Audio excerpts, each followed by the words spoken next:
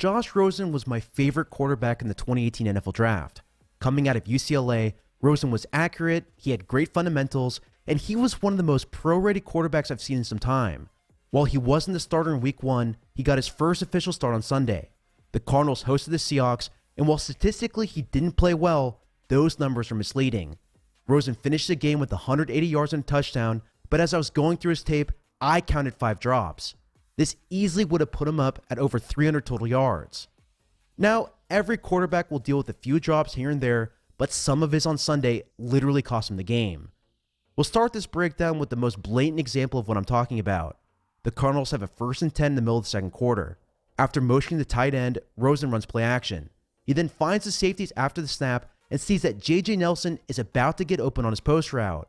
Nelson pressed outside like he was going to run a corner, which is what got him past Earl Thomas.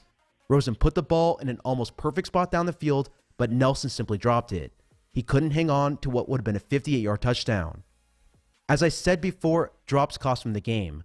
But what's crazy is that the Nelson drop was not the only touchdown that fell to the ground. At the start of the second quarter, Larry Fitzgerald, who is one of the most sure-handed receivers in the game, clearly dropped it. It hit him in the hands, and he couldn't bring it in for the score.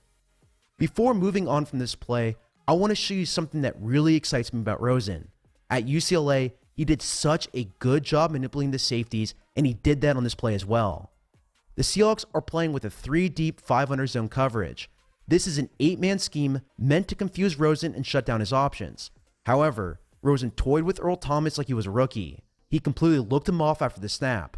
He knew where he wanted to go with the ball, and he threw it in only a spot where his receiver could catch it. With a big-bodied receiver with inside leverage on a smaller cornerback, this should have been a touchdown.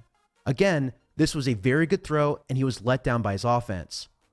On another play in the first quarter, the Seahawks line up with a single high safety. The Cardinals motion Christian Kirk across the formation, and his cornerback follows. This tells Rosen that the Seahawks are actually in man coverage. After the snap, Kirk takes an inside release and works his way down the field. He's open if Rosen could throw the ball in stride. Rosen put the ball exactly where it needed to be, but for some reason, his receiver can't hang on to it. He dropped what could have been a 30-yard gain. This throw, like the previous two, were both excellent, and they weren't the only time in this game where Rosen saw a matchup he liked and threw his receiver open. This pass in the fourth quarter helped set up the Cardinals for a potential game-winning kick. The Seahawks are in cover 2. The Cardinals run a corner with the tight end, a fade with the outside receiver, and a flat from the running back.